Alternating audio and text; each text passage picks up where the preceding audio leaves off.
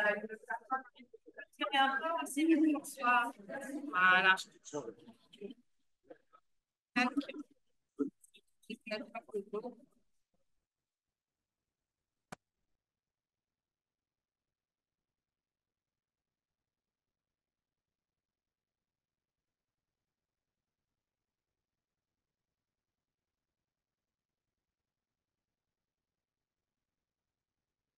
Ouais, c'est vrai, ça gâche les contenus à chaque fois.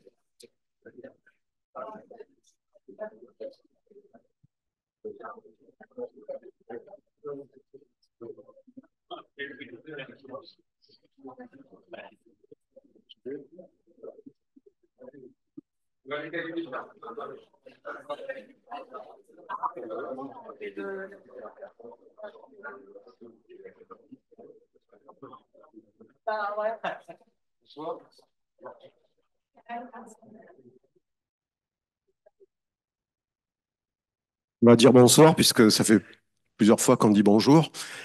J'espère que vous avez encore de l'énergie pour ce dernier panel. Donc, on va essayer d'aller vite, hein, puisqu'on va laisser un petit peu de place pour les questions-réponses sur la fin. Donc, je voulais présenter rapidement ce panel par deux citations, assez rapidement. Seuls nous ne sommes que des gouttes d'eau, ensemble nous formons un océan. Les organismes qui réussissent sont ceux qui coopèrent. Le premier est d'un écrivain japonais, Satoru. L'autre est moins connu, il s'agit simplement, mais avec beaucoup de grandeur, du responsable de communication de la COI, Gilles Ribouet, qui a conclu par cette expression récemment. Donc, je trouve que ce sont de beaux résumés de ce qu'il faut, de ce que nous faisons en ce moment dans notre région. Donc, justement, si j'ai choisi ces deux citations, c'est que j'ai le plaisir d'animer ce dernier colloque qui réunit des acteurs importants de notre région, du sud-ouest de l'océan Indien, qui est appelé également Indian-Océanie. En effet, notre région, autrefois épicentre des échanges maritimes internationaux, est un peu tombée dans l'oubli depuis le percement du canal de Suez et les nouvelles routes qui se sont engagées plus au nord. Aujourd'hui, avec la nouvelle donne géopolitique qui a été largement débattue lors des deux panels qui ont précédé, on s'aperçoit que notre région devient un nouveau centre de gravité des échanges internationaux. Une nouvelle donne dans les relations internationales, un nouveau champ d'opportunités surtout, qui s'ouvre, qui peut nous permettre d'inventer l'Indian-Océanie de demain, avec toutes les forces des îles de la région, par des coopérations innovantes, pour un développement durable, qui est la thématique de ce panel de discussion. Donc j'ai autour de moi les meilleurs experts en la matière pour débattre de ce sujet actuellement, puisque j'ai le plaisir d'accueillir dans l'ordre des interventions Madame Vainal Rahanirin, à ma droite, qui est maître de conférence et ancienne ministre, qui pourra expliquer comment elle a pu faire évoluer les lois pour une meilleure protection des écosystèmes. Son intervention sera suivie par celle d'une autre personnalité de la Grande Île, qui est Madame Anjar Saloma, qui sera en visio, qui est la présidente de l'association Setamada, une association qui œuvre pour la protection des océans et notamment des mammifères marins, des baleines. Mais pas que ça, elle va nous expliquer comment, grâce aux interventions sur Terre, comme on en a parlé un petit peu sur le panel précédent, on arrive à protéger les océans qui vivent bien sûr en symbiose. J'aurai ensuite Raj Mohabir, qui est chef de mission à la Commission de l'océan Indien, donc qui est à ma gauche, qui œuvre beaucoup en faveur de l'économie circulaire. Clément Quetel, à l'extrême droite, je ne sais pas s'il est à l'extrême droite, à mon extrême droite, qui est chef du service conservation et restauration des milieux naturels auprès du préfet des terres australes et antarctiques françaises, les fameux STAF, qui va résumer pour nous les engagements qui sont pris pour la gestion et la préservation de la biodiversité unique dans cette zone. Enfin, Romain Luc, à ma gauche, je ne sais pas s'il est à gauche, à ma gauche, analyste en stratégie internationale spécialisé sur les enjeux maritimes au sein de l'IRIS, qui pourra conclure la discussion sur la gestion des fonds marins internationaux. Donc une approche globale des océans et de toute la région.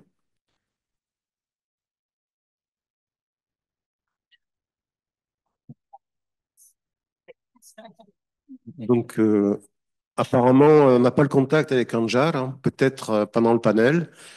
A priori, donc, je vais essayer de résumer ce qu'elle fait, puisque On y viendra donc après l'intervention de Madame Vainal à ma droite. Voilà, j'espère qu'elle pourra nous rejoindre quand même parce que son témoignage est important comme bel exemple de protection des océans et des populations locales qui vivent de cet océan. Donc, en tout cas, Madame Vainal Ranirin est économiste, maître de conférence à l'université de Fianarantsoa à Madagascar, ancienne ministre de l'Environnement et du Développement durable, puis directrice de cabinet du président de la République. Elle est à l'origine de certains engagements clés comme les négociations et la mise en œuvre du mécanisme RED, qui, rappelons-le, a pour vocation la réduction des émissions dues à la déforestation et à la dégradation des forêts. Donc, elle s'est distinguée en permettant d'adapter ce mécanisme à la sauce malgache, puisqu'elle a pu vraiment implémenter le système avec une vraie répartition des financements, des aides, au niveau des populations locales. Donc, elle va nous expliquer comment elle a pu le faire. Donc, au niveau des populations locales, mais aussi du secteur privé et du monde académique. Elle était également impliquée avec d'autres acteurs dans cet AMADA, d'ailleurs, dans la réforme des lois qui régissent une approche durable des mammifères marins dans le pays. Là aussi, d'autres pays de la région pourraient s'inspirer du bon exemple malgache. Enfin, elle s'est beaucoup impliquée en tant que négociatrice au COP climat de Glasgow et Sharm el-Sheikh pour que le continent africain bénéficie du Fonds vert pour le climat dont l'Afrique, et notre région comprise, n'en profite qu'à hauteur de 3%. Elle va nous expliquer pourquoi. Donc, on revient à la thématique qui a conclu le panel précédent. Et donc, pour commencer, parlons du nerf de la guerre climatique, c'est-à-dire les financements. Pouvez-vous nous parler un petit peu du mécanisme RED et du fonds vert, puisque au niveau du mécanisme RED, Madagascar a pu en bénéficier, et pourquoi le second, le fonds vert, accuse des retards dans l'éligibilité des projets pour notre région? Oui. Bonjour à tous et j'en profite pour remercier l'IRIS et l'AFT ainsi que l'Université de La Réunion pour cette invitation. Et comme je vois beaucoup de jeunes dans la salle, je voudrais juste rappeler une petite définition qui est très importante pour planter le décor puisqu'on parle de développement durable. Définition de Brundtland en 1987. C'est un développement qui répond aux besoins des générations présentes sans compromettre ceux des générations futures. Et c'est important de rappeler cela avant de vraiment discuter de ce sujet de la durabilité, puisque c'est un gros changement. On introduit un nouvel acteur dans le débat et c'est un acteur qui est absent des générations futures. C'est-à-dire qu'en 87, on parlait de vous, euh, qui sont là maintenant. Et donc, ça rend encore plus compliqué le sujet. Et l'autre point important, c'est que quand on parle de développement durable, on raisonne non plus en linéaire, en monodimensionnel, mais en tridimensionnel, la dimension économique, dimension environnementale et dimension sociale. Donc, ça fait que on doit intégrer à chaque fois ces trois dimensions et ça rend vraiment complexe les objectifs de développement durable. Sur le premier sujet du RED+, donc réduction des émissions liées à la déforestation et à la dégradation des forêts, c'est un mécanisme financier, donc ça vient du monde économique, qui a été présenté comme une solution d'abord climatique, mais surtout pour de l'atténuation, c'est-à-dire aider les pays les plus gros pollueurs à réduire leurs émissions avec des pays principalement dans le sud où il y a ces puits de carbone ou carbone sink et qui sont principalement les forêts. Mais il n'y a pas que les forêts terrestres, il y a le mangrove, les mangroves exactement. Et d'ailleurs, ça a été dit ce matin, mais le sol également. Donc Madagascar fait partie des pays à avoir négocié pendant très longtemps. Il y avait 15 ministres avant moi qui avaient tenté d'aboutir ce mécanisme très complexe avec un prix à l'époque de 5,5 dollars la tonne, qui était très bas, mais qui permettait à des pays comme Madagascar qui jonglent entre des défis de lutte contre la pauvreté, de préservation, conservation des forêts et en même temps ces défis climatiques, d'avoir donc du cash et juste comment dire ça, enfin remise en contexte du RED+. Le RED+ n'est ni une aide ni une dette, c'est du business. C'est-à-dire que Madagascar vend sa capacité à séquestrer du carbone et donc contre une performance, elle va recevoir un certain montant. Et donc sur le REDD plus Madagascar, nous on a adopté ça en intégrant de la justice sociale et justice environnementale, c'est-à-dire ceux qui protègent les forêts devraient gagner ces compensations-là et donc revu toute la négociation et ça a permis à Madagascar en tout cas de capter 10 millions de tonnes de carbone sur 4 ans avec ce prix de 5,5 dollars la tonne qui est un prix assez bas et on a atteint cette performance qui nous a rapporté donc 55 millions de dollars sur 4 années, avec encore une fois cette un peu identité particulière du REDD plus à Madagascar, c'est reconnaître le rôle des communautés locales, mais aussi des universitaires, du secteur privé qui contribuent dedans. Et l'une des particularités aussi de ce REDD+, c'est qu'à Madagascar, nous avons décidé de classifier le carbone comme bien public. Donc, ça permet de resituer la ressource comme étant un bien public et donc qui doit, d'une part, permettre en partie à l'État de conserver ces forêts et en même temps de rémunérer ceux qui font la performance.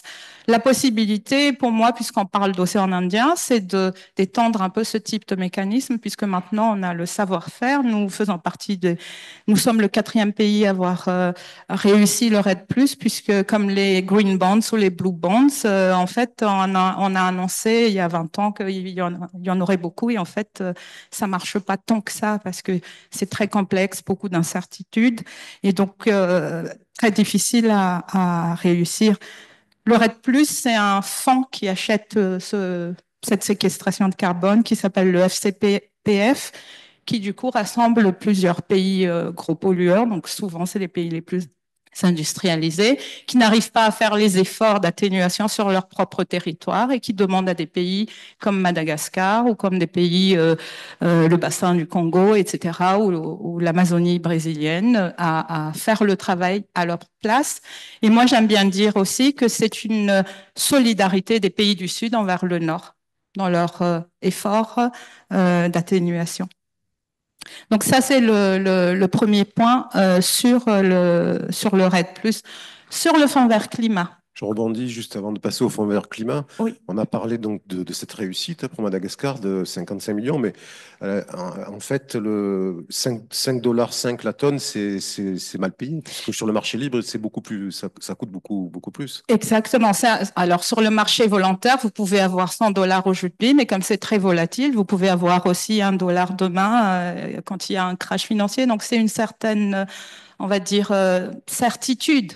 Presque. Donc, Madagascar n'a pas subi de pertes sur les prévisions de retour sur investissement. Par contre, ceux qui se sont lancés sur du marché volontaire, eh ben, pendant la période du Covid, par exemple, la pandémie, le prix de la tonne du carbone frôlait les 0 dollars. Donc, voilà. Après, l'avantage pour Madagascar, c'était de se lancer pour la première fois et de dire, voilà, nous sommes dans la course maintenant, nous sommes en capacité de le faire et ça devrait permettre justement de lancer d'autres projets carbone en volontaire ou des REDD+, qui sont en courte réflexion, c'est sur les forêts sèches. Parce que là, ce premier REDD+, c'est sur les forêts primaires de l'Est malgache. Il y a une capacité sur les forêts sèches, pareil sur le blue carbone, donc le carbone bleu, c'est sur les forêts de mangrove. Donc ça permet en tout cas de lancer Madagascar dans la course et d'avoir ces opportunités. L'autre défi, c'est la redistribution, mais ça, je le mets de côté. C'est-à-dire que moi, quand j'étais au ministère, j'ai fait le closing du contrat. Maintenant, on a les premiers versements et le défi, c'est que ça arrive vraiment aux acteurs qui ont fait cette performance. Ça a marché, c'est bien parti. C'est en cours, mais Le c'est vert, on a des difficultés à mettre en œuvre les projets. complètement. Alors, pour peut-être mieux expliquer, comme vous le savez, dans le cadre de l'ancien protocole de Kyoto, qui est devenu l'accord de Paris, il a été question que les pays les plus gros pollueurs financent l'adaptation des pays du Sud. Et donc, c'est comme ça qu'on a créé ce fonds vert climat ou le Green Climate Fund. Et l'idée, c'était d'aider des pays comme Madagascar ou d'autres des pays en Afrique, les États insulaires en développement, à amorcer leur adaptation. Et c'est aussi un peu le principe du pollueur-payeur. Ceux qui ont pollué vont devoir payer et mettre cet argent dans le fonds. Et pour rappel, à l'époque, les pays les plus gros pollueurs, donc les pays les plus riches, avaient promis 100 milliards de dollars par an. En 2024, on a fait le bilan, il n'y a eu que 15 milliards de dollars qui avaient été financés, qui ont financé 250 projets à peu près sur 129 pays. Donc le compte n'y est pas du tout en termes de financement. Et malgré ça, le continent africain, et je mets dedans vraiment notre zone océan Indien avec les îles qui sont membres de l'Union africaine, nous sommes à seulement 3% d'accès au financement, enfin de flux qui est arrivé vers l'Afrique.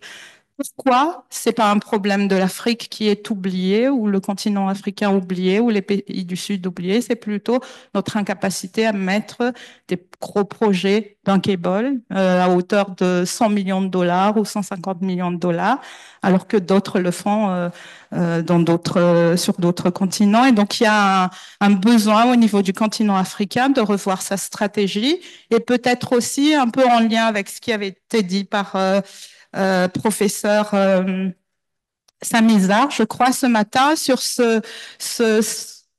un peu notre fonctionnement en vase clos. C'est-à-dire que les pays travaillent en solo ou en tout petit groupe et n'arrivent pas à accéder au fonds avec de vrais gros projets pour pouvoir drainer un peu plus de ce fonds vert climat vers le sud. On a eu un peu d'espoir l'année dernière puisque justement il a été revu, cette promesse a été revue par les pays les plus gros pollueurs en montant à 300 milliards de dollars annuels le financement. On a un vrai problème parce qu'il y a eu la promesse et puis les élections de Trump qui a complètement enlevé cet espoir du passage des 100 milliards vers 300 milliards. Hein. On connaît sa politique. Il a annoncé que pour lui, l'accord de Paris n'est pas une priorité ou voire même un retrait des États-Unis. Et donc, ça va complètement modifier aussi désormais les stratégies des pays par rapport à ce fonds vert climat, puisqu'il y aura finalement peut-être moins de financement et surtout peut-être voir aussi de nouveaux mécanismes pour financer l'adaptation et pour également obliger les pays à tenir ces promesses. Alors là, on est au cœur du sujet, mais on peut dire que Trump est un épiphénomène qui vient s'aggreffer sur la problématique, parce que si je comprends bien, que ce soit 100 milliards annoncés ou 300 milliards, pour l'instant, on a des difficultés non seulement à monter des dossiers, mais aussi à coopérer. Là, on fait appel à nouveau à la coopération régionale, du coup. Tout à fait. Alors c'est c'est de la diplomatie verte et de la géopolitique du climat parce que quoi que l'on dise, on est purement dans de la géopolitique et avec des rapports de force qui sont assez complexes et on voit bien aussi je vais pas dire la faiblesse du multilatéralisme parce que moi je considère qu'au contraire c'est le multilatéralisme qui permet à des pays comme Madagascar ou comme nos territoires de porter la voix sur la scène internationale et de manière parfois assez forte. Mais il faut voir comment on peut faire évoluer justement ce mécanisme pour obliger entre guillemets ces pays à tenir et que en cas de changement de gouvernance, on tire pas comme on veut comme ça les résolutions qui sont faites. Donc voilà, stratégie régionale, comment par exemple l'océan Indien peut valoriser le fait qu'elle soit que c'est un territoire qui conserve 5%, plus de 5% de la biodiversité mondiale avec la stratégie 30-30 qui a été dit ce matin, conserver 30% de la biodiversité mondiale d'ici 2030, on a 5% de la biodiversité mondiale dans notre territoire. Donc, comment on peut, de manière stratégique et négocier avec une coopération peut-être beaucoup plus offensive sur ces sujets et de la biodiversité et des captations de carbone qui permettent encore une fois d'amorcer l'adaptation, mais aussi de financer le développement, en tout cas pour les pays qui sont face à ces défis de grande pauvreté. Donc, malheureusement, on arrive aux 10 minutes réparties à chacun, chacune, mais on a du crédit temps en plus, puisque Anjar n'est toujours pas en ligne. Donc, du coup, si vous voulez bien, on va enchaîner tous les deux sur la présentation de cet Amada et parler aussi des engagements qui ont été faits grâce à vos actions à l'époque du ministère, puisque la loi a pu évoluer pour la protection de mammifères marins, et c'est un bel exemple qui fonctionne. Et malheureusement, dans les autres îles, comme à Maurice, où j'ai la chance de vivre, on est sur. Elle est là. Elle est connectée, batterie. Ah ben je la vois pas là, pardon. Allez-y, oui. Alors, sur le sujet des bonnes pratiques, parce que je sais il y a un représentant de la Commission Océan Indien, j'avais préparé une liste de bonnes pratiques. Malheureusement, on n'a pas le temps. Je voulais juste souligner deux points qui me semblent importants. C'est la question des plastiques, pollution plastique dans l'océan Indien, parce que pour moi, c'est un success story, l'événement qu'on a organisé à ce sujet et qui se poursuit maintenant dans l'opérationnalisation avec, vous êtes certainement tous au courant de ce, comment on appelle ça, le Plastic Odyssey qui est en train de sillonner notre territoire maintenant sur l'ensemble des îles et donc qui ramène vraiment cet espoir sur l'opérationnalisation, sur la sensibilisation et surtout sur des solutions concrètes d'économie circulaire. Et le deuxième point que je voulais mettre en avant en termes de best practice aussi, c'est un peu la réflexion autour du sujet de sécurité alimentaire pour notre territoire de l'océan Indien, mais qui soulève aussi des préoccupations puisque vous avez dû tous entendre lors du 5e sommet de la COI cette décision de faire de Madagascar un grenier de l'océan Indien avec cette population galopante de nos territoires. Madagascar qui va mettre à disposition des terres pour produire dans notre territoire de l'océan Indien pour essayer de réduire d'abord le bilan carbone, mais aussi dans cette idée de création d'emplois, d'avoir une logique commune, hein, construire un commun pour le territoire indien océanique. Mais en tout cas, au niveau local, il y a une crainte et qui doit aussi nous questionner sur d'abord le foncier. Les populations locales se posent la question de quelle terre va-t-on donner, mettre à disposition donc de ce projet pour l'océan Indien. Et le deuxième sujet, c'est vraiment comment jongler entre les besoins domestiques du peuple malgache, et vous le connaissez, 80,5% de population vivant sous le seuil de pauvreté, et les besoins du territoire océan Indien. Donc, c'est des intérêts qui peuvent parfois être divergents. Comment, avec la COI, mais aussi Madagascar, on intègre ces préoccupations. Voilà, merci beaucoup. Ça va venir à Anjar, mais avant ça,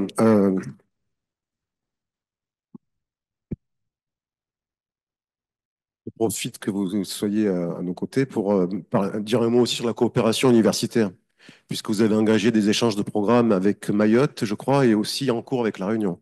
Alors, effectivement, pour moi, c'est aussi une des forces de notre territoire, c'est la coopération universitaire. Ça ne date pas d'aujourd'hui, mais ça se renforce sur l'université de Fianarantsoa, donc mon université de rattachement, par exemple. Il y a un accord cadre qui est fait avec l'université de Mayotte sur la mobilité des enseignants-chercheurs, mobilité des jeunes, les masterclass qui vont être organisés soit à Fianarantsoa, soit à Mayotte. Mais il y a aussi l'idée de faire des formations co-brandé entre nos universités, notamment sur ces sujets, environnement, l'océan Indien, la préservation des ressources.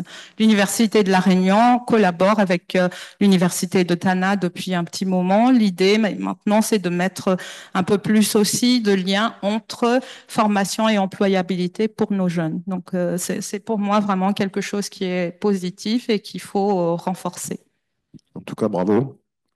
Donc, on est au cœur du sujet là, sur l'innovation, hein, puisque la coopération universitaire, c'est vraiment le nerf de la guerre, ça et le financement, bien sûr. Donc, on a Anjar qui est en visio depuis Sainte-Marie, je crois. Tu es à Sainte-Marie ou Tana? On ne t'entend pas. Oui, oui. Bonjour à tous. Actuellement, je suis à Tana. Nous avons démarré il y a quelques jours le Festival de la Nature, qui est un événement parallèle au Festival des baleines. Donc, on fait tout un programme de sensibilisation. Donc, je sors d'un déjeuner avec monsieur le ministre de l'Environnement et du Développement durable et de Julien Lepers en personne. Oui, Donc, pour il est pour le Festival des baleines. Donc, je te présente rapidement quand même, puisque tu es présidente de CETAMADA, une association de droit malgache à but non lucratif qui existe depuis 2009, qui a pour objectif la préservation des mammifères marins et de leur habitat, mais surtout qui profite, qui travaille beaucoup sur Terre, en fait. Comme on le sait, ce que vous faites, c'est, on va dire que pour protéger les océans, on bosse d'abord sur Terre, on protège l'environnement côtier, on sensibilise les populations, donc voilà, cet Amada a pu engager de belles actions. Je pense notamment aux exemples d'Anjanarai avec l'agriculture, des créations artisanales qui permettent de profiter justement de cette manne touristique avec le Festival des baleines et d'autres festivals aussi que vous avez organisés dans la foulée. Et de l'écotourisme baleinier qui est bien fait. Hein. Malheureusement, c'est pas le cas partout dans nos îles. Voilà. Donc, est-ce que tu peux nous expliquer comment on protège les océans en sensibilisant les populations et en les gardant sur les côtes? D'accord, ok, merci. Donc, d'abord, bonjour à tous. Hein, j'ai pas eu l'occasion de dire bonjour. Voilà, donc c'est Amada comme a été mentionné. Déjà, ça a été créé par des personnes qui étaient soucieux de la préservation de la baleine à bosse qui migre chaque année à Madagascar. Très vite, les actions se sont centrées sur la recherche scientifique. Après la recherche scientifique, nous nous sommes vite rendus compte aussi que ne pas impliquer la communauté locale dans la conservation était une grandeur. Donc, on a parallèlement à ça, donc on a mis en place des programmes communautaires et qui s'est concrétisé par la création d'un centre communautaire de formation qui se situe à l'île Sainte-Marie, qui a pour objectif de former la population à des activités génératrices de revenus. Donc, par rapport à ça, donc on a mis en place des programmes d'agriculture durable qui touchent la population samarienne, ce qui était un grand challenge parce que la population de la côte est de Madagascar, c'est une population de cueilleurs et de pêcheurs à la base. Donc, migrer vers l'agriculture était vraiment un grand challenge au début. Ce programme a été mis en place avec presque 2 ans de sensibilisation et d'éducation d'abord. Notamment dans la démarche d'agriculture biologique et aussi d'expliquer comment on fait de l'agriculture en dehors de l'agriculture vivrière, notamment le riz, le manioc et la patate douce. C'était voilà, faire cultiver des légumes, c'était un grand challenge. Et ça, en fait, ça a été un exemple qui est réussi grâce à l'engagement du secteur privé, donc les opérateurs touristiques de l'île Sainte-Marie. Ce qu'il faut savoir, c'est que notre objectif ultime, c'est de justement réduire cette pression sur le milieu marin.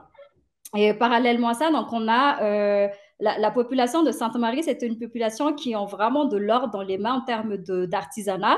Donc l'idée, on n'a même pas eu besoin de former les gens, mais de vraiment accompagner dans les activités génératrices de revenus, c'est-à-dire accompagner dans la production, la création de comptes bancaires, faire en sorte que les personnes arrivent à vivre de cela. Et toutes ces actions, que ce soit l'agriculture ou l'artisanat, se sont vraiment concrétisées par les partenariats avec les opérateurs touristiques, les hôtels.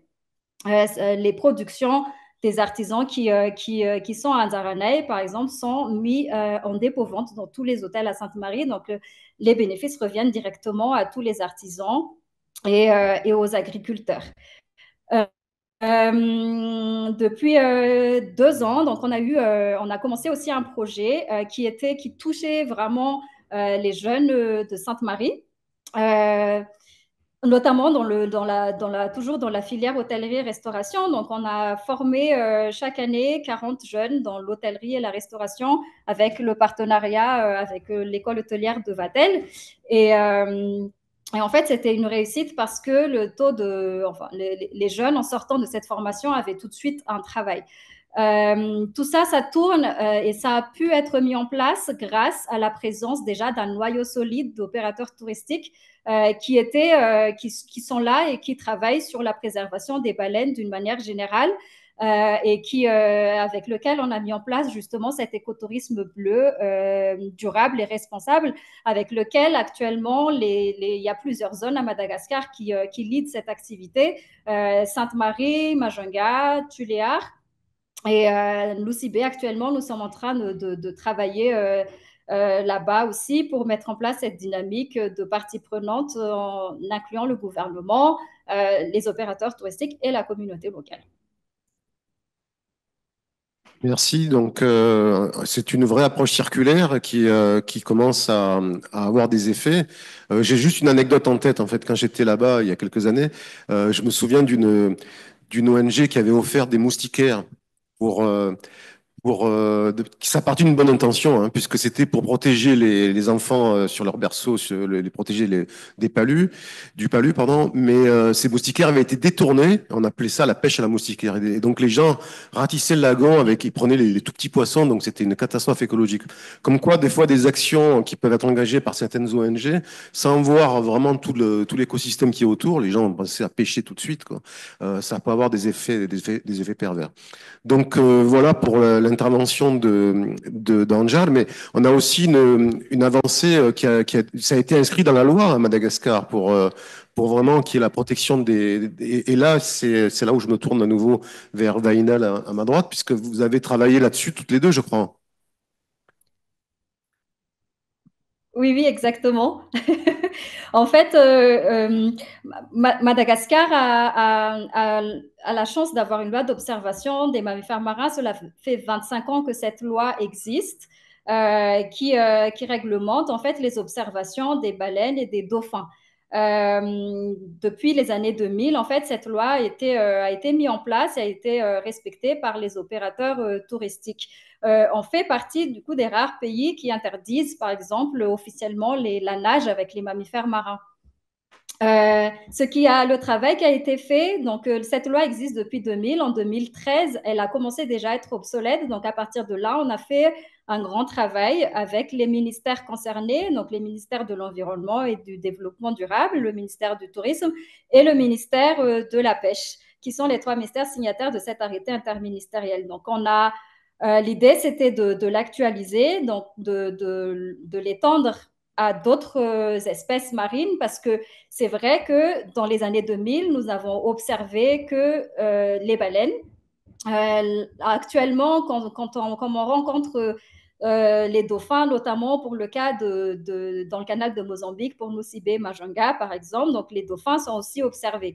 Et depuis 2014, Madagascar observe officiellement de manière commerciale les requins-baleines, qui sont les plus grands poissons du monde, qui viennent à Madagascar de octobre jusqu'en décembre chaque année. Et parallèlement à ça, il y a aussi l'observation des tortues marines qui s'est mis en place d'une manière commerciale. Donc, le travail qui a été mis en place, et à l'époque, quand Madame Vainal, Madame la ministre Vainal était encore au ministère, donc on avait engagé la mise en place de cet arrêté ministériel pour l'étendre à la mégafaune marine d'une manière générale. Donc, on en est très fiers actuellement parce qu'on a une loi d'observation donc, qui déjà va réguler les observations en mer en termes de durée, en termes de distance d'observation pour ces 4 grands groupes d'animaux. Mais également, c'est aussi une base pour les opérateurs touristiques qui veulent se lancer dans cette activité d'observation. Le document final, après presque 10 ans de travail, a été signé le 20 décembre 2023 et nous avons fait le lancement officiel l'année dernière, en 2024, en février. Et en fait, le gros du travail commence maintenant parce que c'est vrai que Madagascar est une référence actuellement sur l'observation des baleines. Et l'objectif dans les 10 prochaines années, c'est d'en faire pareil pour les requins-baleines et les tortues marines. Donc, bravo, merci pour ton intervention.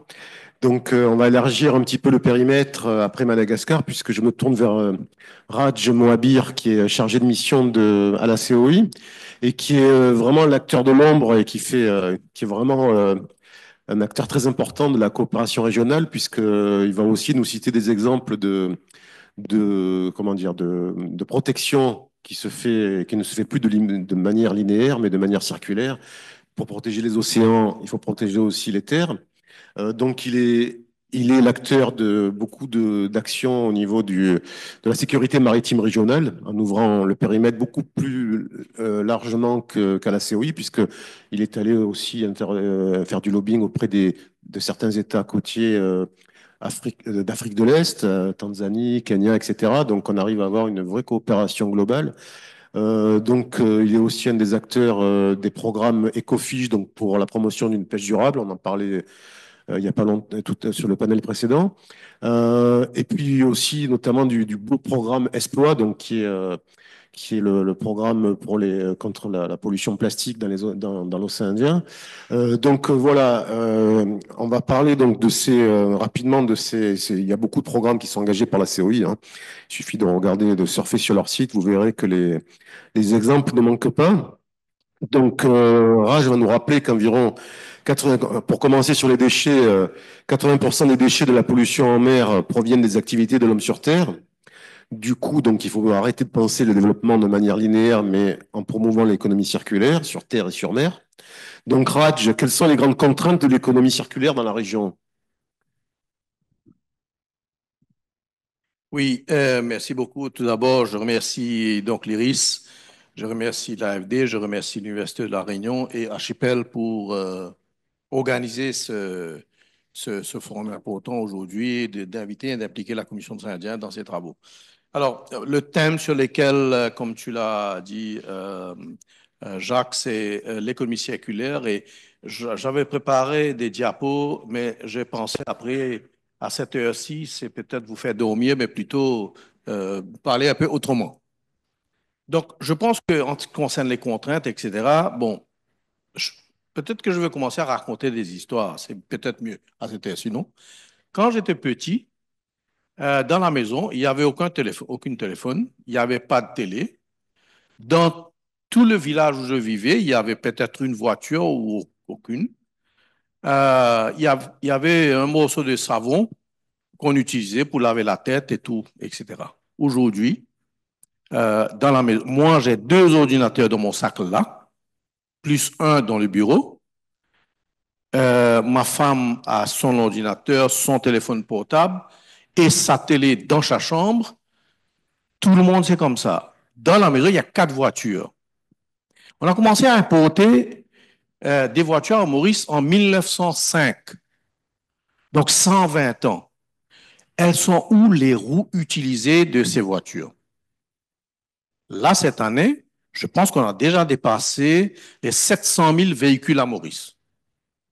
Quand je viens le matin au bureau, qu'est-ce que je vois? Tout le monde, inclus ceux, même les ministres de l'Environnement, sont dans leur voiture inconditionnées, seuls, partout.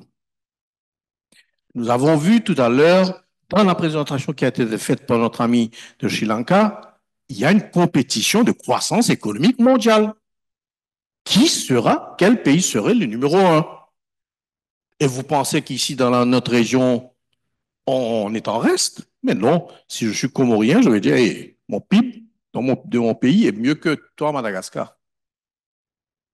Qu'est-ce que je suis en train de vous dire? C'est que la première contrainte, c'est cette hypocrisie de nous-mêmes et c'est là où je me joins à mon prédécesseur qui a dit que peut-être il faudrait peut-être attendre beaucoup plus des jeunes et pas de nous, des vieux.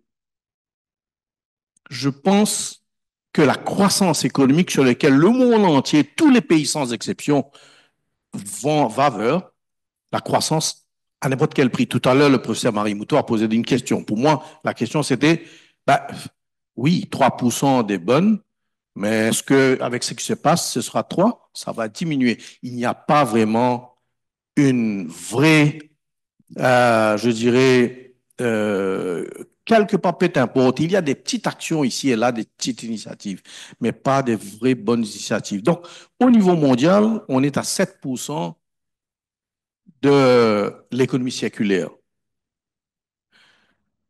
Là, maintenant, il y a les voitures qui arrivent avec des batteries, comme vous le savez, hybrides ou électriques. Et ces batteries, c'est pas pareil du tout comme les batteries avant. On peut même pas les prendre jeter. Ça arrive déjà depuis 15 ans dans notre zone. Je pense qu'on n'a pas le choix je pense que ce qu'il faudrait faire, c'est de voir un peu, dans un contexte d'un ralentissement ou d'un arrêt complet de multilatéralisme, voir un peu ce qu'on peut faire au niveau régional. Et c'est là où je voulais venir, c'est qu'à la Réunion, vous, si j'ai bien compris, parce qu'on a travaillé sur ça, si on a bien compris, on a vu que à La Réunion, vous récupérez 95% des roues des voitures. J'ai organisé des missions d'études de tous les pays de la CEI, de Cap-Vert, de Guinée-Bissau, de Sao Tomé. On est venu ici, on a vu concrètement ce que vous faites. Vous collectez 50 à 60% des déchets électriques et électroniques. Les technologies, le savoir-faire pour une augmentation des activités économiques basées sur l'économie séculaire, vous montrez la voie dans toute la zone et au niveau de l'Afrique, vous avez cette compétence. Et sur cette base-là, nous avons même organisé une conférence ministérielle qui a adopté une stratégie de promouvoir. Donc, pour moi, et le message que je suis en train de faire passer, les conditions sont réunies. L'AFD est là, l'Union européenne est là. Je ne comprends pas pourquoi on ne peut pas dire, écoutez, le savoir-faire réunionnais, pour qu'à Maurice, on arrête, qu'on ait une vision. Plus de plastique, plus de roues, plus de l'huile usée des moteurs, plus de batteries dans les environs, j'étais quelque part, qu'on ne voit pas. Mais qu'on le récupère, et voilà, il y a les compétences ici, à La Réunion, et dans le cadre de coopération régionale, on peut atteindre ces objectifs. Nous avons même allé un peu plus loin. Les Seychelles nous ont dit, désolé, notre petit test d'économie ne nous permet pas d'avoir l'usine que vous avez ici pour collecter et refaire des parquets avec les roues. On ne peut pas le faire. Ce n'est pas possible d'une petite économie comme Seychelles de concevoir ça. Est-ce qu'on peut les exporter à La Réunion? Donc voilà les enjeux et voilà ce qu'il y a à faire. Donc moi, je passe le message ici. Vous savez, on a trop cette habitude et la tendance est en augmentant d'avoir des conférences, d'avoir des réunions, d'avoir toutes sortes de discours, que les ministres, les présidents viennent et lisent des bonnes choses et après ils oublient tout. Ce que je vous propose, ayons une action. Et l'action serait, je fais un appel à l'AFD, montons un programme. D'ailleurs, je suis en train de mobiliser, j'ai vu la Banque africaine de développement, l'Union européenne partout. Je ne sais pas pourquoi, mais il y a, comme s'il dirait, parfois on devient un peu sourd. Donc, je fais le plaidoyer. Prenons des actions pour promouvoir l'économie séculaire dans la zone. Je pense qu'on peut effectivement donner à nos enfants et aux générations futures un environnement qui mérite et que cette question sur laquelle on est en train de discuter comme des grands hypocrites vers le développement durable, que ce soit vraiment pas des paroles hypocrites, mais des actions fortes. Voilà le message que je voulais passer avec mon intervention. Tu es au cœur. On est vraiment au cœur du problème là. En fait, tout ce que tu viens de dire, ça a été un petit peu abordé avec la question du financement qui a été engagé par Dainel. Donc, elle a parlé de business. Parce que la problématique de tout ça, c'est que quand on prend l'exemple de la pollution plastique, le plastique, ça vaut rien. Donc, les gens ne vont pas le ramasser parce que ça vaut rien. On le balance, on le jette, ça vaut rien. Là, j'ai eu vent d'un projet qui va se passer sur l'île de Rodrigue, donc une île qui appartient à Maurice, où on va mettre en place enfin ce qu'on appelle la responsabilité élargie du producteur. C'est-à-dire que les industriels qui vont produire des packaging en plastique à Maurice, ils vont participer donc avec une petite cotisation par chaque packaging. Donc il y a un volume, il y aura une masse, il y aura un autofinancement. Donc pour le recyclage de ces déchets, vont aller à Rodrigue. Ces déchets non, enfin ces produits finis vont aller à Rodrigue. Et avant qu'ils deviennent déchets, ils vont pouvoir être récupérés parce qu'il y aura de l'argent pour que les gens puissent travailler, collecter avec des systèmes de consigne, etc. Compacter, et là, c'est là où interviennent ce qu'on a vu tout à l'heure, le beau projet de Plastique Odyssée, donc avec les compacteurs, etc. Et une fois que c'est compacté, ces déchets-là vont être envoyés à Maurice, ils pourraient être envoyés ailleurs, dans les endroits où on pourra les recycler. on va en refaire des produits finis, donc valeur ajoutée. On recrée encore de la valeur. Donc là, disons le mot tabou, souvent dans l'écologie, c'est le business. Il faut qu'on trouve de l'argent pour qu'on puisse générer vraiment une vraie économie circulaire autour de tout ça, le plastique, mais tout le reste, les Tu batteries, comme tu as disais. tout à fait raison, mais je pense qu'il faut aller au-delà de la réflexion. À Maurice, sur chaque bouteille en plastique, le gouvernement pompe déjà 3 roupies. Mais c'est utilisé après pour payer des fonctionnaires qui foutent rien. Non, non, non, soyez clairs. Donc, il y a ça. Je suis plus optimiste pour Rodrigue, parce qu'à Rodrigue, par exemple, nous avons commencé dans le cadre d'un ancien projet avant Ecofish. Nous avions essayé de travailler pour dire, écoutez, les pulpes rodriguais, à l'époque, de 1000 tonnes par an, c'était arrivé jusqu'à 150 tonnes. Et on a développé, on a mis en place un plan pour dire, écoutez, pendant quelques mois, arrêtez de pêcher les poules, etc., etc. On a accompagné. Dans la période de reproduction, oui. Voilà, ça a marché. Et je pense aussi qu'à Rodrigue, ça va marcher. N'empêche que, je pense, cette question est importante. Un, c'est qu'il faut que notre stratégie ne devait pas être d'aller chercher de gros financements ailleurs, de voir ce qu'on peut faire ensemble. Mais il faut quand même des moyens, ça, je suis d'accord. C'est pourquoi je fais appel à l'AFD. Ça, un. Deux, je pense qu'il faudrait que cette stratégie régionale sur laquelle on pourrait travailler et sur laquelle je pense qu'il y a beaucoup d'atouts soit basée sur un vrai dialogue public-privé. C'est dans ce contexte que pendant Madame a parlé de sommet. Lors du sommet, 5e sommet des chefs d'État et de gouvernement à Tana, il y a eu aussi un forum économique avec au moins 200, 300 représentants du privé qui étaient présents là. Euh, à cet forum, beaucoup de questions ont été soulevées et beaucoup de questions sur lesquelles on a déjà étudié, on a déjà analysé tout. Finalement, une des idées sur lesquelles je réfléchis depuis quelques années, on a mis en place, c'est la mise en place d'une association ou une plateforme des agences de promotion d'investissement de nos pays. C'est-à-dire que vous mettez en place que ces agences de promotion d'investissement travaillent en permanence au jour le jour directement sur des objectifs précis. Et en juillet, nous allons organiser cette réunion à la CEI pour dire mettons en place ça. Si ça avance, en d'autres mots, dans le domaine de l'économie circulaire, on pourrait avoir des acteurs réunionnais, des acteurs mauriciens et les agents de promotion d'investissement faciliteraient ce travail le transfert de savoir-faire, de technologie et de compétences de la Réunion vers d'autres territoires et ça va pousser et obliger les acteurs décideurs politiques de prendre des décisions. Parce que ce qu'il faut quand même réaliser, une chose qu'il faut réaliser, c'est pourquoi dans le monde entier, tout le monde parle des changements climatiques, tout le monde parle de cette économie qui qui n'est pas durable, mais finalement, on ne fait rien parce qu'il faut un acteur externe qui va pousser. Il y a trop de lobbies internes qui empêchent le pays de prendre des décisions. Et c'est là où des institutions comme la CEI peuvent jouer un rôle justement pour sortir de ce cercle vicieux et de faire bouger les choses. Merci Raj, en tout cas, pour cette intervention. On pourra continuer hein, avec les autres échanges, tu pourras intervenir, puisqu'il y a des tas de sujets qui t'intéressent.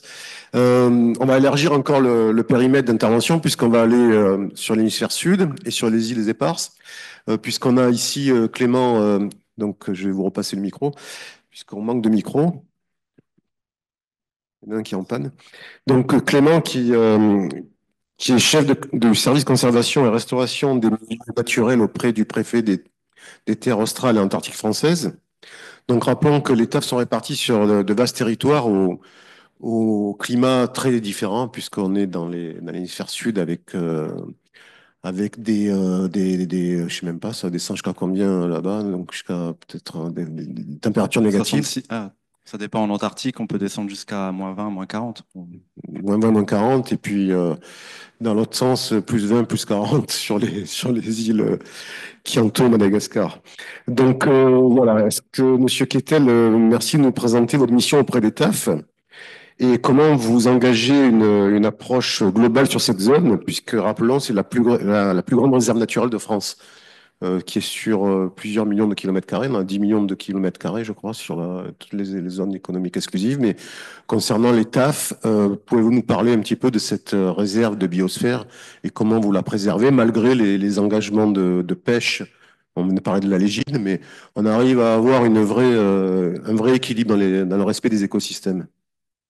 Alors, merci effectivement de me donner l'occasion de présenter un peu le territoire des TAF. Alors, c'est bien parce que dans les autres tables rondes, finalement, il y a déjà eu pas mal d'introductions sur ce qu'étaient les terres australes antarctiques françaises. Voilà, donc, je vais plutôt être sur un prisme pas du tout diplomatique, mais vraiment sur un prisme de protection de biodiversité. Euh, j'ai plusieurs diapos, mais c'est possible de passer à la suivante. Donc, peut-être pour une introduction, mais vous avez déjà vu la carte. Une petite présentation du territoire, je pense que ça vous parlera plus. Alors, c'est vrai qu'il y a eu pas mal d'échanges sur la première table ronde sur le périmètre, sur la définition du périmètre de l'Indo-Pacifique. Vous verrez que finalement, les TAF, alors on parlait de marge, alors on est dans la marge occidentale et aussi dans la marge au sud. Voilà, donc ça permettra peut-être d'élargir un petit peu cette vision de l'Indo-Pacifique qui a été abordée, si c'est possible, juste de... C'est un peu long. Ok, pas de problème. Bon, donc sur le plan administratif, en tous les cas, les TAF, hein, donc c'est 5 districts. Vous les verrez sur les cartes. Des districts historiques, notamment les terres australes françaises avec l'archipel Crozet, les îles Kerguelen et les îles Saint-Paul et Amsterdam. Donc, sur la composante subantarctique, subtropicale pour Saint-Paul et Amsterdam. Et également la gestion de la terre Adélie, donc sur le continent antarctique, dont le préfet administrateur supérieur des TAF est l'autorité nationale compétente. On a également plus récemment, ça a été évoqué effectivement depuis 2016, la gestion administrative des îles Éparses, donc qui sont des confitis dans le canal du Mozambique, donc avec Europa, Bassas d'India, Juan de Nova et l'archipel des Glorieuses, et également au nord-est de Madagascar avec l'île de Tromelin, qui est un îlot d'un kilomètre carré. Donc associé à ces îles, hein, alors on l'a dit, c'est effectivement des petits îlots, alors particulièrement pour les îles Éparses, hein, c'est 43 km² de superficie émergée. Pour les Australes, c'est un petit peu plus grand, hein, la Kerguelen, c'est après la taille de la Corse. Mais on a évidemment associé à ces îlots et à ces îles des zones économiques exclusives qui représentent des espaces maritimes bien plus importants que l'espace terrestre, et tous les deux ayant évidemment des enjeux importants en termes de protection de la biodiversité.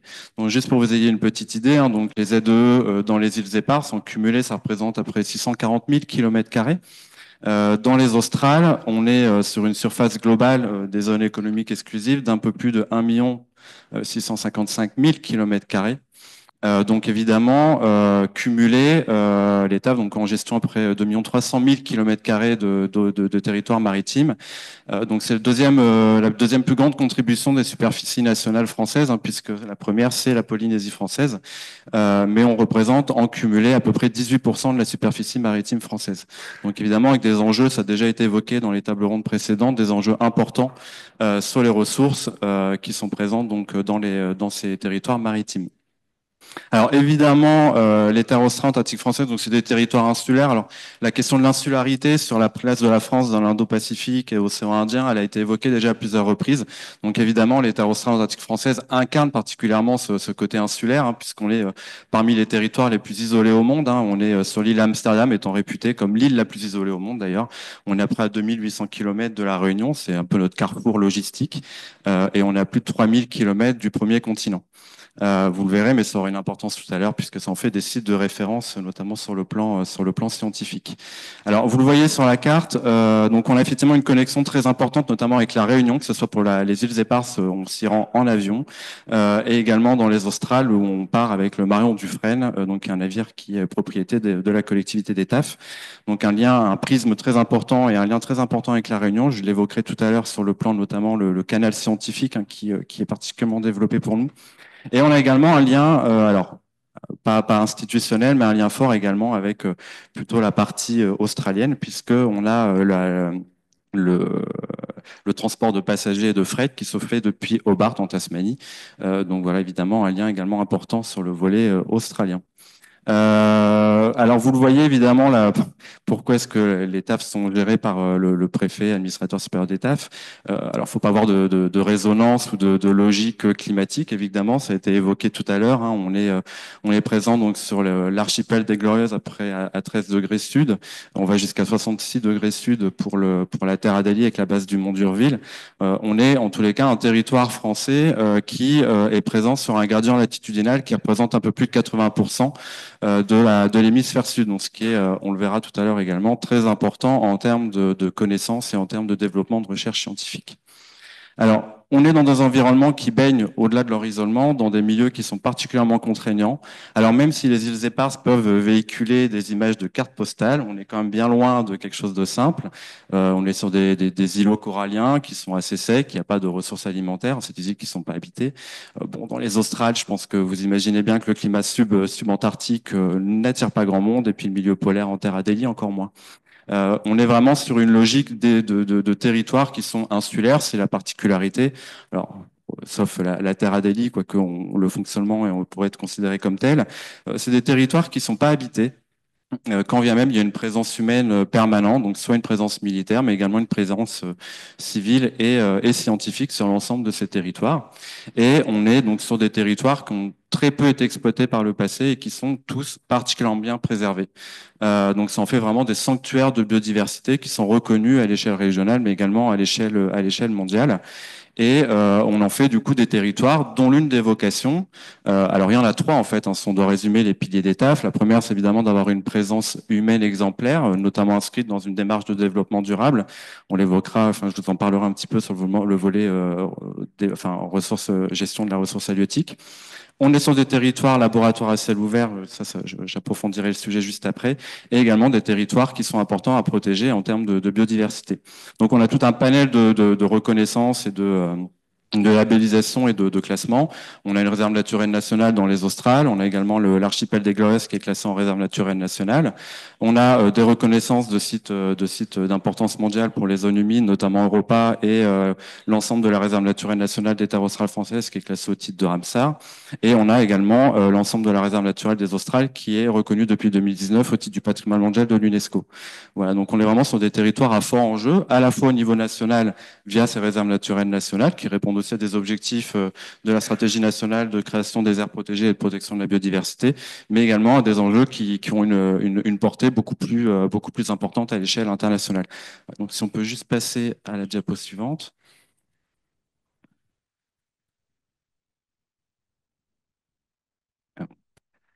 Donc, j'ai juste vous présenter un petit peu le volet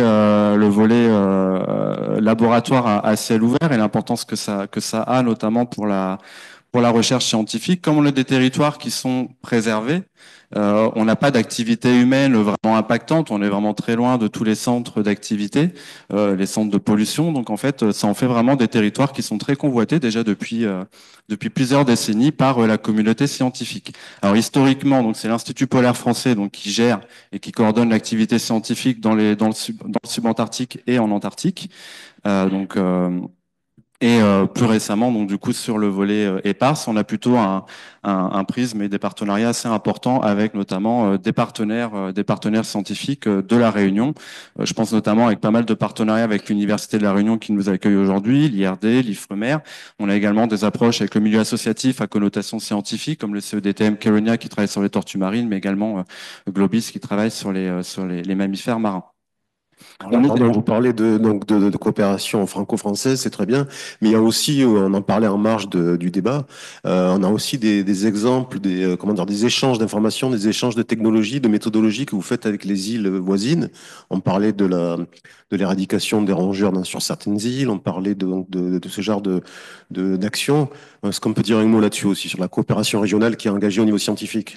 Alors ouais, sur le volet, ce volet-là, plutôt gestion, c'est plutôt sur la fin de la présentation, mais effectivement, bon, au-delà ça a été évoqué, hein, mais la question notamment de la revendication de souveraineté sur notamment les îles éparses par Maurice et Madagascar, le canal scientifique constitue et également gestion, donc plutôt sur un canal technique, évidemment un axe de coopération qu'on développe justement pour sortir un petit peu de ces questions plus institutionnelles, mais qui permettent effectivement de s'inscrire dans des démarches de partenariat régional avec des bénéfices réciproques, parce qu'on le verra tout à l'heure, évidemment, gérer une biodiversité en mer, mais à terre, avec des espèces migratrices, ça n'a pas de sens si on reste confiné à la simple limite de nos zones économiques exclusives. Donc voilà, il y a effectivement cette importance de mieux comprendre à l'échelle régionale pour mieux protéger derrière. Donc évidemment, on s'inscrit aussi sur des dynamiques de recherche régionale. Donc il y a des consortiums de recherche qui se mettent en place. Il y en a certainement parmi vous qui connaissent également l'initiative qui se met en place avec le PR Bridges, hein, effectivement, sur lesquels on s'intègre également, et d'autres effectivement approches plus à l'échelle globale qui permettent d'avoir une bonne compréhension des enjeux. Donc une communauté scientifique qui va travailler de manière pluridisciplinaire, hein, à la fois sur les sciences du vivant, de l'univers, de la Terre, qui vont également nous permettre d'avoir une bonne compréhension de la richesse biologique de nos îles, du fonctionnement de nos écosystèmes. On est sur des territoires insulaires, donc on baigne dans des océans. Alors on parle de l'océan Indien, il y a l'océan austral aussi en dessous, avec une ouverture notamment vers le circumpolaire et l'Antarctique. Tout ça, c'est des milieux ouverts, donc évidemment, il y a une importance de bien comprendre les phénomènes, par exemple de migration, qui vont opérer à l'échelle régionale. On a également les pressions et les menaces qui s'exercent sur ces îles. Alors, on est des îles qui sont préservées, sur lesquelles on n'a pas d'activité. Pour autant, effectivement, la dépollution plastique, qui n'émane pas de nos activités directes, mais qui dérive via les courants. On va également avoir des activités de pêche illégale. Donc, on voit qu'on a également des enjeux en termes de gestion de ressources halieutiques, d'une meilleure compréhension de ce qui va menacer justement cette biodiversité. Donc, si vous pouvez passer à la diapo suivante. Non, c'était avant. Non, pardon, c'est bien ça. Voilà, donc je l'évoquais, effectivement, on a énormément d'espèces migratrices, hein, donc on peut parler des oiseaux marins, hein, que ce soit dans les australes ou dans les éparses, énormément d'oiseaux marins qui vont du coup migrer, des cétacés qui ont des couloirs de migration très importants également, qui vont venir se reproduire près de nos îles ou se nourrir sur les bordures de l'Antarctique, les tortues marines, les tonidés, ça a été évoqué, c'est des espèces, des ressources halieutiques qui migrent, donc évidemment, pour mieux les gérer, il faut avoir une compréhension régionale. Et des connaissances du coup qui vont nous permettre également, nous en tant que gestionnaires de ces espaces, de mieux orienter du coup nos trajectoires de conservation en définissant des zones d'enjeux prioritaires qu'on va pouvoir protéger. Je pense notamment aux récifs coralliens dans les îles éparses, mais on a également des zones de dorsales dans les australes, des continuités écologiques qu'il est important également de prendre en compte justement dans la définition de nos aires marines protégées et notamment aussi à l'échelle régionale. Des questions de connectivité, on peut parler des monts sous-marins dans le canal du Mozambique qui constituent évidemment des spots de biodiversité importants en termes de colonisation et de reconquête de la biodiversité à l'échelle régionale, et également cette question de gestion halieutique. Voilà. Donc tout ça, ça va nous permettre de définir et la communauté scientifique, du coup, vient nourrir aussi derrière la définition d'espaces naturels protégés cohérents en termes de périmètre, en termes de gestion. Donc, si vous pouvez passer à la diapo suivante, donc quelques exemples juste voilà du genre de résultats scientifiques qui peuvent émerger justement d'approches régionales. Là, par exemple, c'est les études via des balises GPS sur les tortues marines. Donc les îles éparses dans le canal et également Tromla sont des sites de ponte très importants. Et on voit en fait que il y a des couloirs de migration qui passent dans le canal du Mozambique, qui vont aller sur les côtes malgaches ou les côtes du Mozambique pour venir s'alimenter. Donc si on veut protéger la tortue marine, évidemment qu'on ne doit pas se limiter à une approche conservatoire sur nos simples îles éparses. La diapo suivante va vous montrer plutôt là une approche sur les baleines à bosse. C'est pareil, c'est des données GPS. Hein. On voit que donc on a des sites de reproduction, donc plutôt sur les côtes de Madagascar, la Réunion également, les îles éparses. Et en fait, ensuite, elles vont entamer des grands circuits migratoires jusqu'à l'Antarctique, en passant également par les australes, puisqu'on a des baleines qui passent au large de Crozet et de Kerguelen. Voilà, donc là, pareil, on voit qu'on a des traits d'union assez importants et qui dépassent bien, qui vont bien au-delà de nos simples limites de zone économique exclusive. Et ça, le partenariat scientifique nous permet justement de valoriser ce genre de données. La diapo suivante, voilà, donc là c'est juste un espace, la carte qui représente les aires marines protégées dans le bassin sud-ouest océan Indien, mais on voit également la partie antarctique. Je vous parlais de continuité écologique, donc on voit apparaître en bleu foncé la réserve naturelle nationale des terres australes.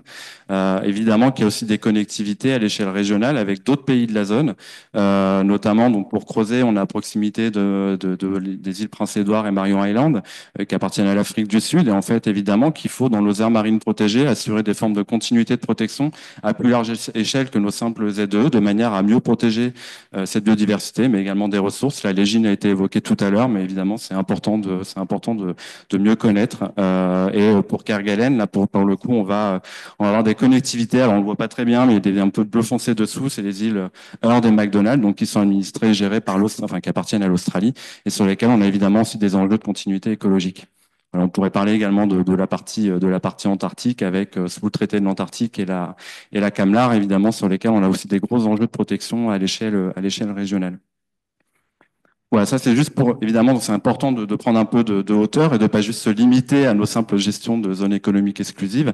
Et évidemment, pour avoir cette approche régionale, on va mettre en place sous le prisme de projets, soit de gestion pure, soit de recherche scientifique, que ce soit à terre ou en mer. Et on bénéficie notamment pour ça du soutien financier de l'Union européenne, avec le soutien également de l'AFD, hein, qui est un partenaire clé des TAF justement dans la définition de ces projets. Si on peut passer à la diapo suivante et dernière. Évidemment, donc, il y a cette approche régionale, et puis je voulais aussi évoquer en fait l'importance que ça a de protéger ces territoires, parce qu'évidemment, ça bénéficie aussi aux pays voisins et également à plus large échelle. Donc, en premier lieu, évidemment, le fait d'avoir ces statuts et ces protections, ça permet de protéger les espèces endémiques, qu'elles soient à l'échelle locale ou à l'échelle régionale, hein, notamment dans l'arc subantarctique. Ça va contribuer également donc à la protection de la biodiversité au niveau mondial. C'est encore plus important quand on a des espèces qui sont endémiques. On va également avoir, via ces aires marines protégées et les réserves naturelles associées, ce qu'on appelle des effets réserves aussi, hein, donc c'est-à-dire qu'on a des zones qui sont préservées et qui vont du coup bénéficier via le réensemencement, notamment des larves. On peut parler des récifs coralliens, mais également pas mal de poissons qui vont se reproduire dans nos eaux et qui vont ensuite, via les courants, de manière passive, pouvoir recoloniser certaines zones et des zones potentiellement plus dégradées que les nôtres. Donc il y a cet effet de recolonisation, et ça va également bénéficier à la reproduction et à la croissance d'espèces migratrices qui pourront potentiellement, quand elles sortent de nos eaux, effectivement être pêchées, et donc avoir une ressource également sur une approche également économique.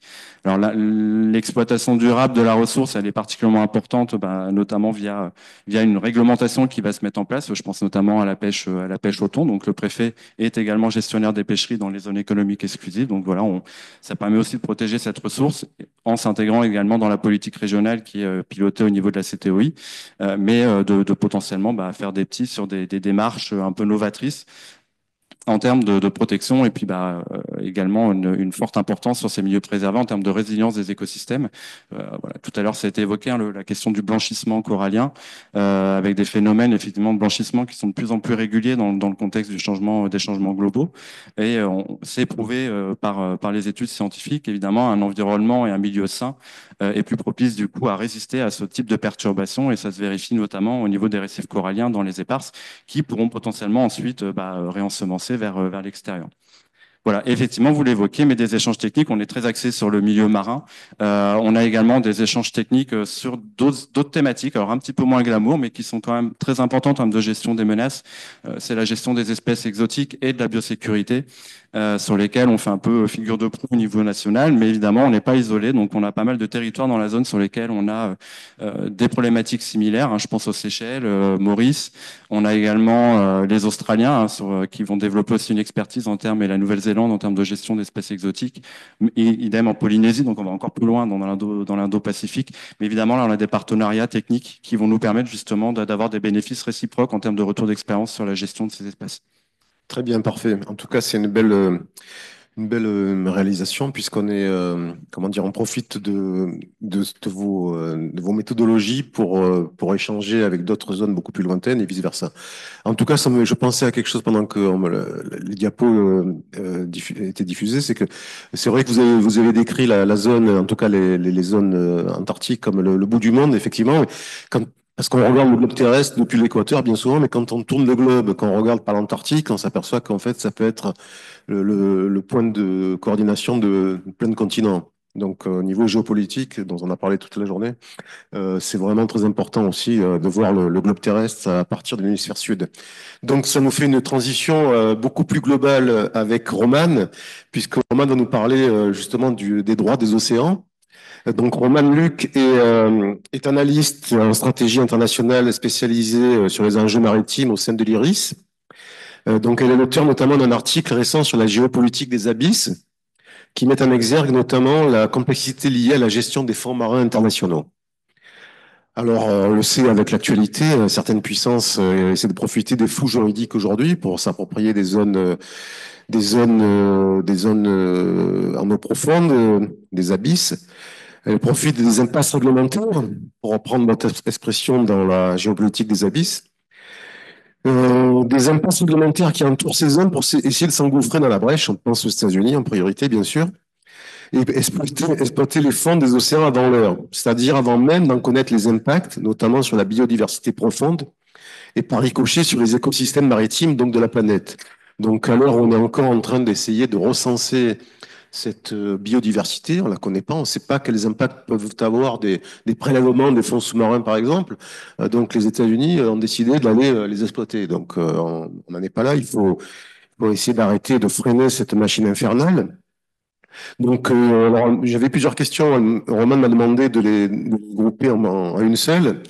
Donc, l'idée, c'était que sur cette initiative unilatérale des États-Unis sur l'exploitation minière des fonds marins, donc Trump a décidé de manière unilatérale récemment, ça remet en cause les discussions multilatérales aujourd'hui sur les fonds marins internationaux.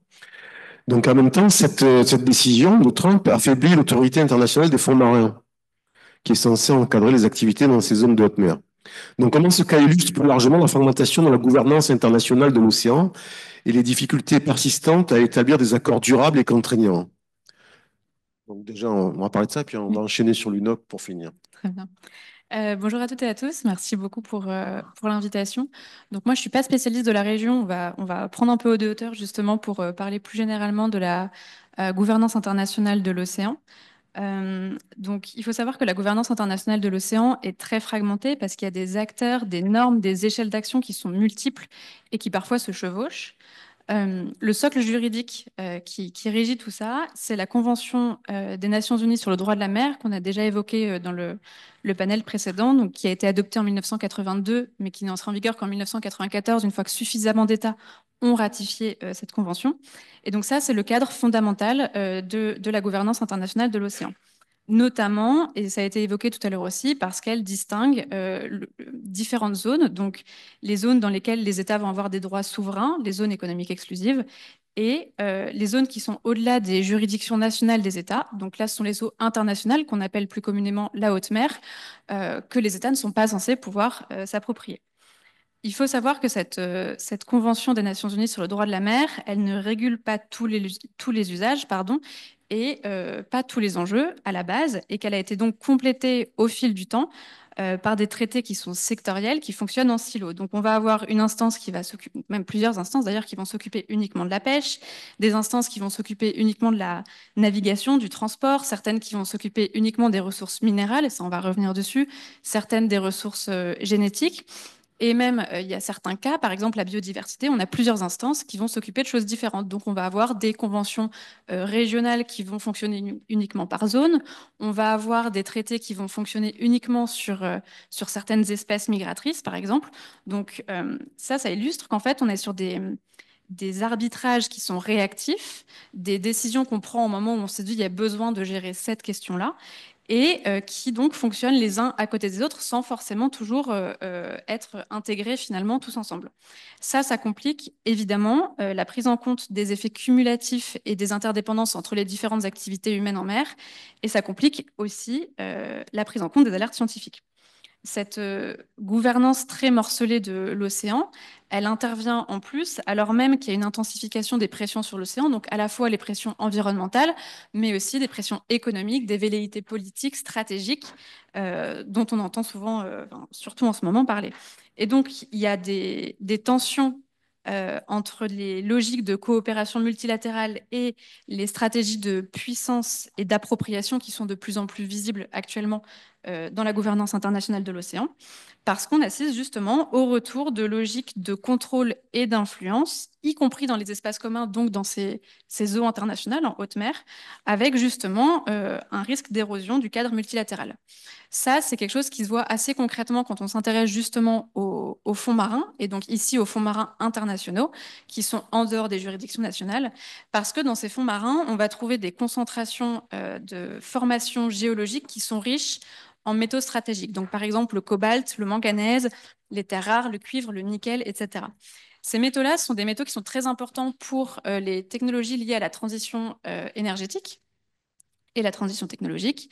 Et donc, évidemment, il y a des États qui vont, vu qu'on est dans un contexte où on veut aller vers de la transition, dans un contexte où certains acteurs ont peur des pressions potentielles sur les chaînes d'approvisionnement et où il y a certains acteurs qui ont des quasi-monopoles sur la production de ces métaux, mais aussi sur le raffinage, par exemple, de ces métaux pour pouvoir s'en servir après, certains acteurs pense qu'il y a là, il y a là un enjeu de souveraineté et d'autonomie, qu'il faut aller chercher ces métaux, ces minéraux dans les fonds marins pour pouvoir aller de l'avant. Il faut garder en tête que les fonds marins de notre planète à l'heure actuelle, on les connaît moins bien que la surface de la Lune, on les connaît même moins bien que la surface de Mars. Quand on parle de ces ressources-là, on parle de ressources qui sont à plusieurs milliers de mètres de profondeur dans les eaux internationales.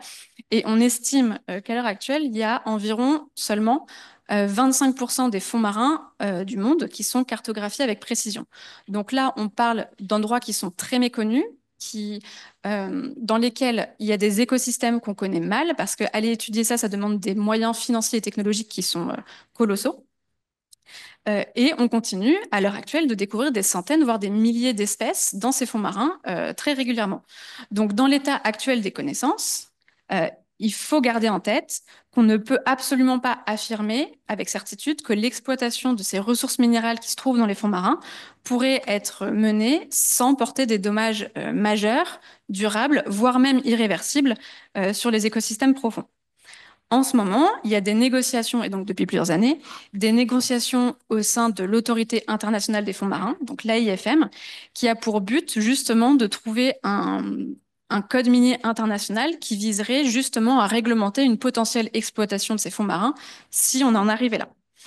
Il n'y a pas d'accord qui a été trouvé pour l'instant, justement parce qu'il y a deux camps qui s'opposent radicalement. On a d'une part les États qui sont pro-exploitation, qui voudraient que ces ressources soient exploitées rapidement, avec par exemple la Chine ou la Russie, qui évidemment y voient une opportunité économique et stratégique importante. Avec ces États-là, on a aussi des États du Pacifique comme Nauru, qui y voient une opportunité de développement économique et qui va sponsoriser des entreprises minières qui, elles aussi, évidemment, font pression pour accélérer la mise en exploitation de ces ressources. Et en phase 2, on a justement un groupe d'États qui plaident pour un moratoire ou pour une pause de précaution, parce qu'ils estiment, à raison, qu'on manque à l'heure actuelle de garanties environnementales, de garanties scientifiques quant à cette exploitation. Alors là-dessus, on a justement une belle avancée récente avec le traité sur la conservation des eaux internationales, sur le traité qui se nomme BBNJ, qui pourrait être une solution si on arrive à avancer rapidement.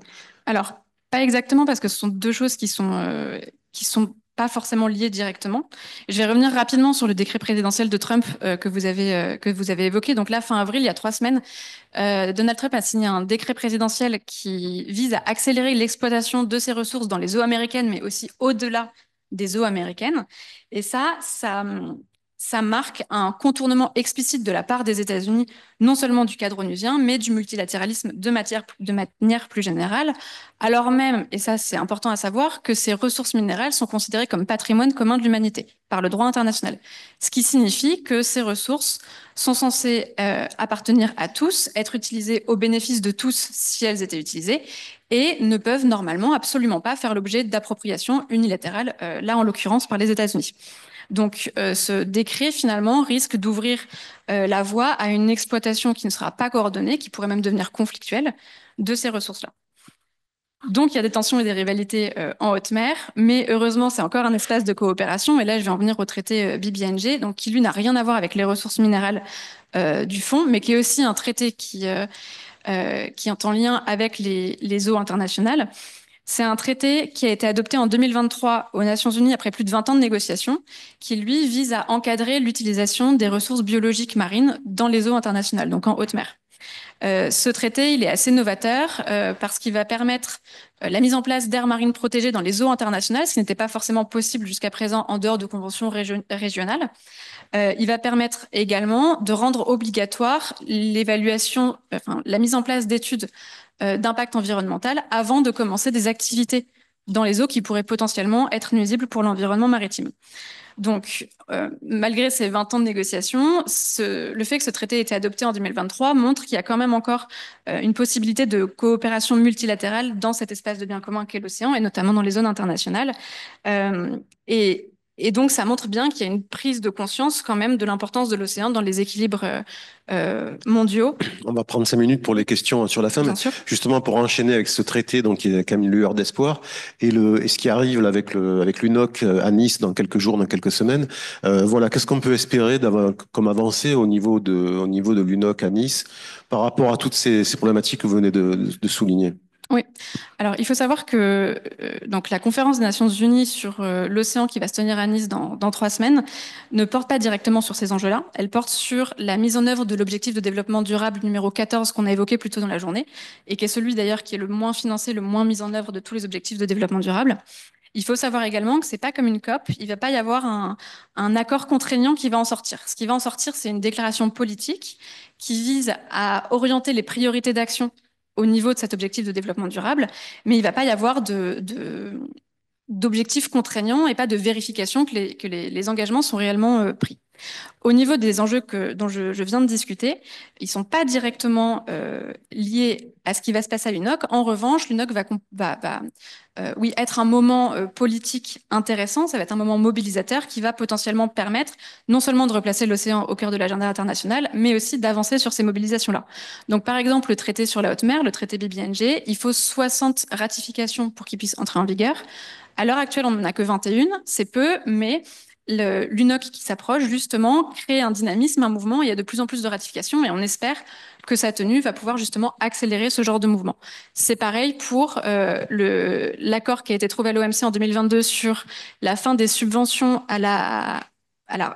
qui favorise la pêche illégale, qui manque encore quelques signatures. On imagine que l'UNOC potentiellement pourrait mobiliser les signatures manquantes pour que ce genre de traité puisse être mis en œuvre et donc pour améliorer la gouvernance internationale de l'océan. Donc on peut espérer une grande sensibilisation à l'issue de l'UNOC, à la fois au niveau des responsables politiques, mais aussi du grand public. Ça va être une scène internationale. On a 5 minutes pour quelques questions avant la conclusion par le professeur Marimoutou. D'accord, même pas une petite question. D'accord. Professeur, c'est à vous.